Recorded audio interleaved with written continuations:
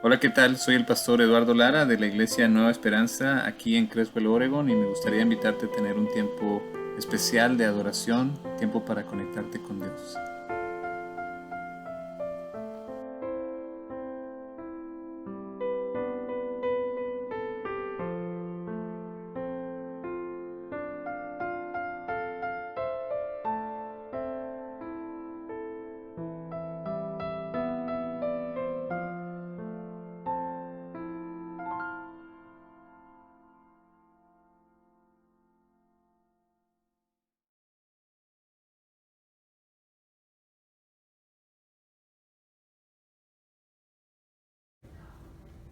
Berea contra Tesalónica.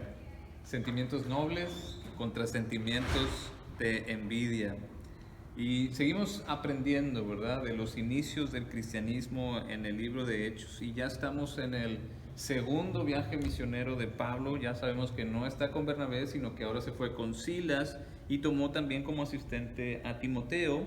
Después de terminar su viaje que tenían planeado, quisieron ir más allá, pero el Espíritu se los impidió. No pudieron ir a donde querían ir, a Asia Menor, sino que lo que es ahora Turquía. Entonces el Espíritu les dijo por medio de un sueño que fueran a Macedonia, a Inglaterra, perdón, a Inglaterra, a Grecia. Primero llegaron a Filipos, ¿se acuerdan?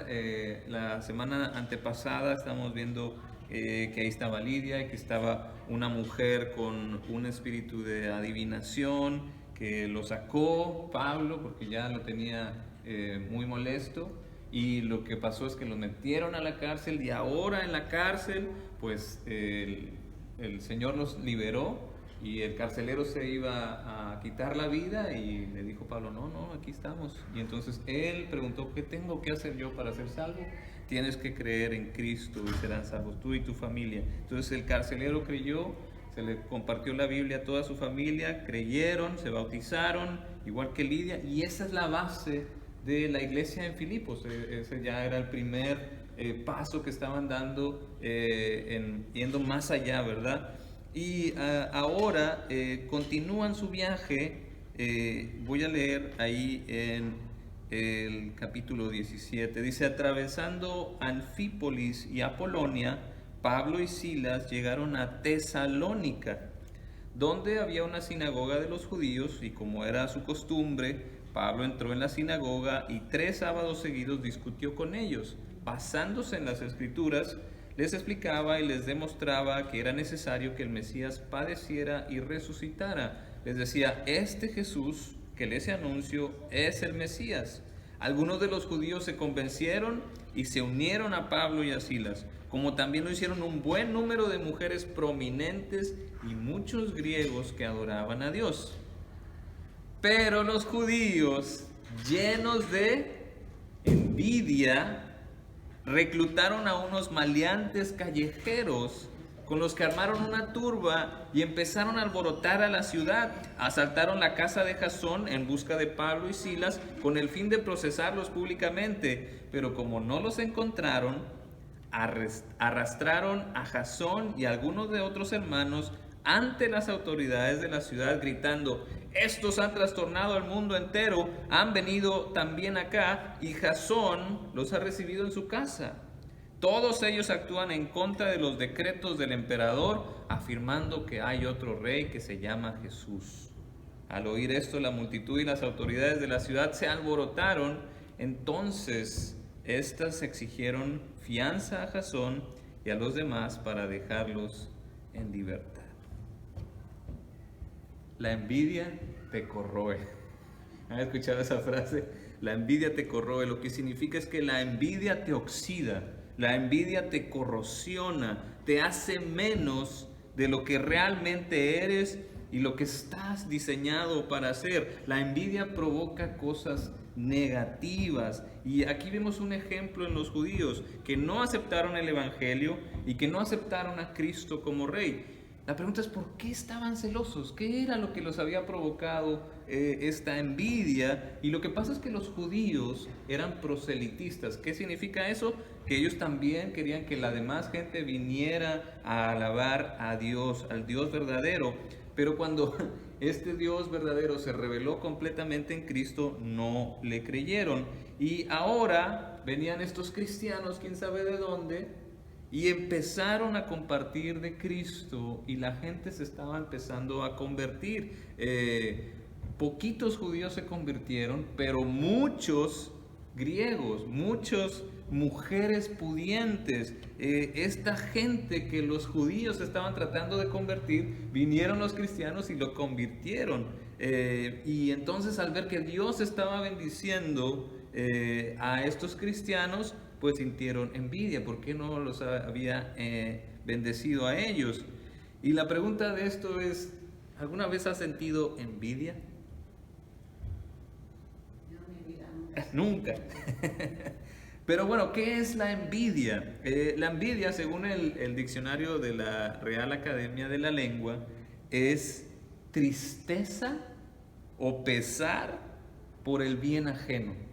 O sea, a mí me da tristeza y me da pesar que a otro le vaya bien. Me duele que a otro le vaya bien. Eso es la envidia, según el diccionario. Y el problema no es solo eso, porque es lo que provoca ese sentimiento, provoca malas conductas, incluso provoca hasta malestares en uno mismo. Los psicólogos dicen que tener malos sentimientos como la envidia, la ira, el resentimiento, provoca malestares. Y para contrarrestarlos tienes que tener buenos sentimientos, o sea, sentir cariño, sentir alegría, sentir placer, estar con gente que te hace sentir bien y cosas por el estilo. Pero la envidia no solo trae malestar a uno mismo, sino que provoca tratar mal al otro, busca su mal, puede generar un rencor y también a la envidia el diccionario lo define como desear algo que no se posee.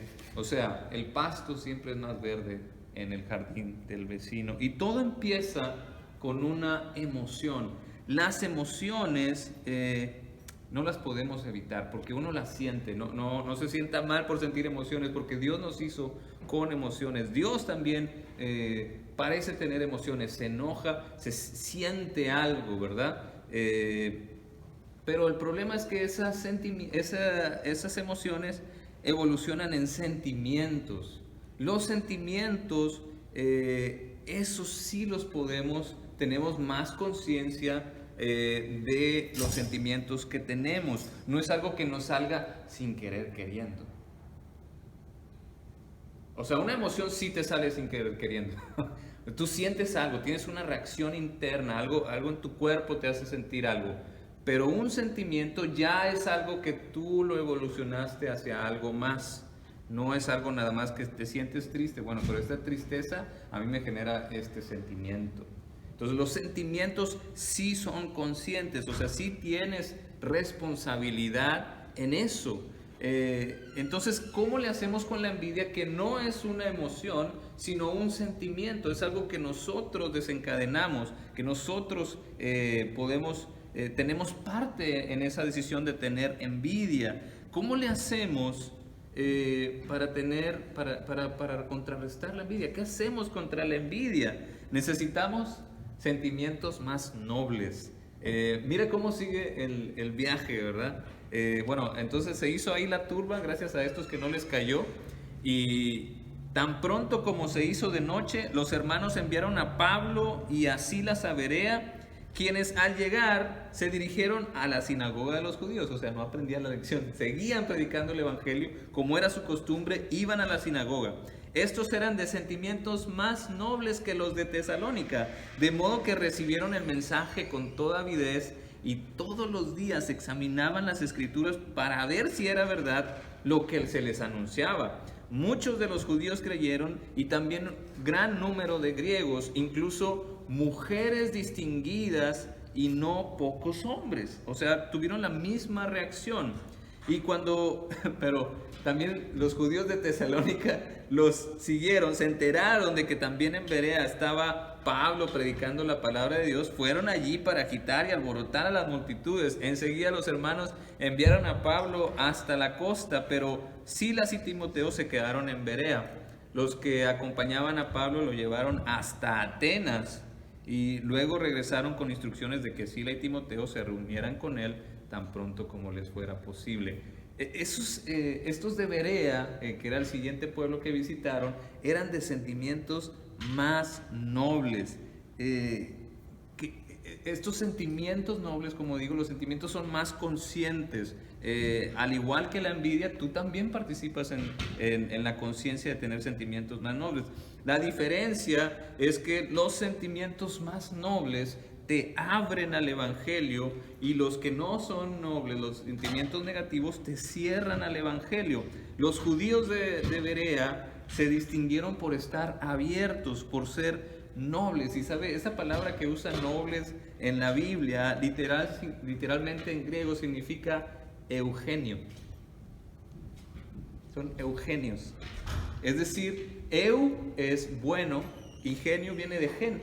Los genes, buen nacimiento, buenas personas. Y es la misma raíz que usa la palabra evangelios, evangelio. Es buen, y helios, que es mensaje, ángelos. Entonces, esa es la palabra que usa la Biblia para describir a los judíos de Berea. Los caracterizó estar abiertos, ser eugenios, tener buenos sentimientos, o sea, no ser arrogantes, no ser envidiosos, sino que escucharon el nuevo mensaje, pero no solo lo escucharon y dijeron, sí, sino que lo analizaron con las escrituras.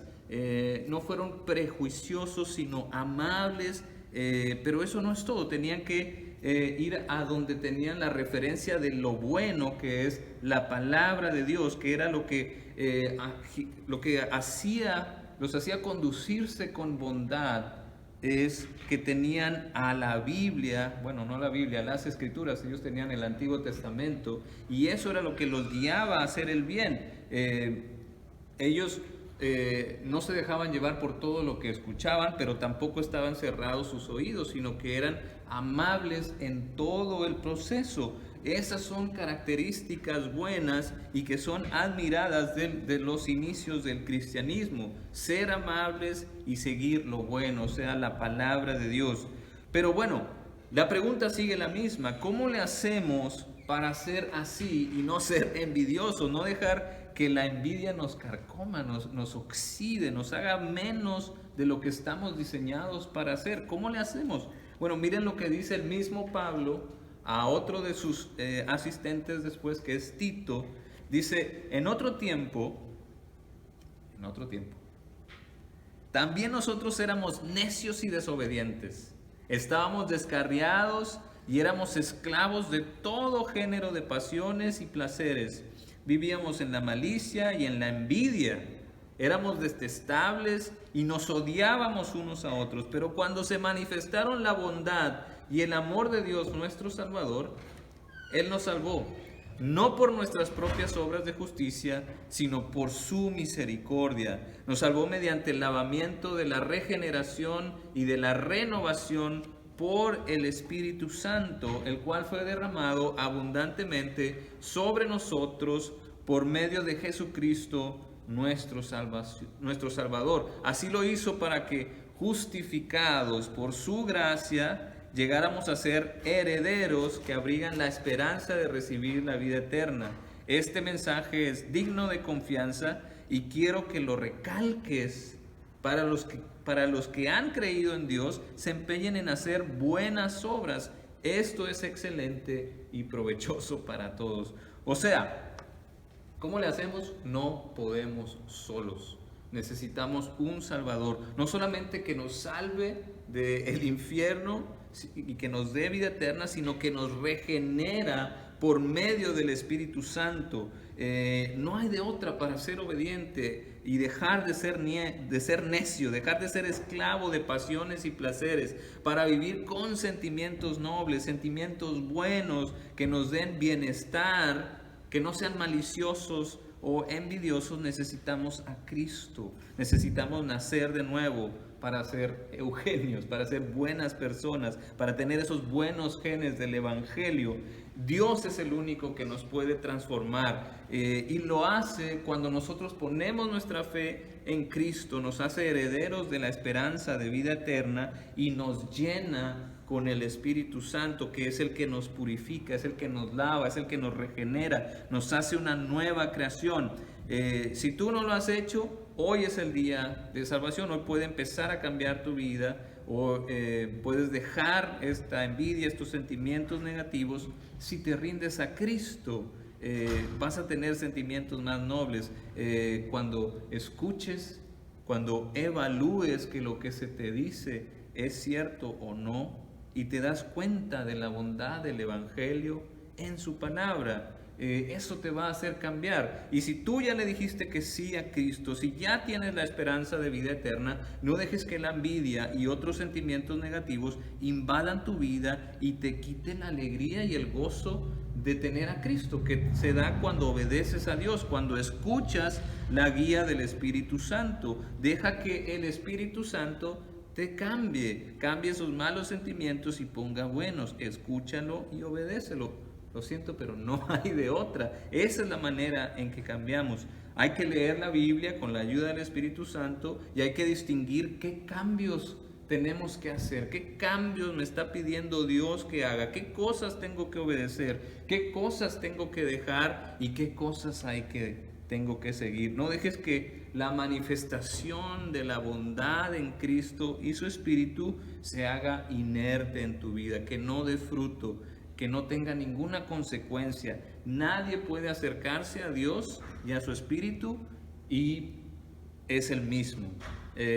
Lo vemos con Moisés. Moisés iba a la montaña, hablaba con Dios y cuando bajaba le brillaba el rostro. Los discípulos de Cristo fueron transformados con la resurrección, estando cerca de Cristo. De miedosos pasaron a ser valientes predicadores que daban su vida por el Evangelio. El que hace el cambio es Dios, pero nosotros también tenemos que acercarnos a Dios, tenemos que escucharlo y tenemos que obedecerlo. No esperes que cambie nada si no haces nada. Dios da el cambio, pero tú tienes que aceptar a Dios, tienes que acercarte, tienes que escucharlo, tienes que distinguir y tienes que obedecer. Porque de nada sirve escuchar, el chiste es poner en práctica lo que el Señor te dice. Dejar que el Espíritu continúe transformando tu vida una vez que has sido regenerado, una vez que has sido justificado por la sangre de Cristo. Ahora deja que Jesús y el Espíritu Santo te guíen. Deja que la salvación y el Evangelio invada toda tu vida y te transforme en una persona de sentimientos nobles, de sentimientos buenos y que está lista para hacer buenas obras como servir, reflejar y compartir el Evangelio. Que el Señor nos ayude a siempre estar siguiéndolo, escuchándolo y obedeciéndolo. Amén. Amén. Bueno, y la diferencia en nuestra vida la hace el Espíritu Santo. Entonces por eso quería compartirles este canto que habla sobre el cambio que podemos tener cuando nos acercamos a Dios.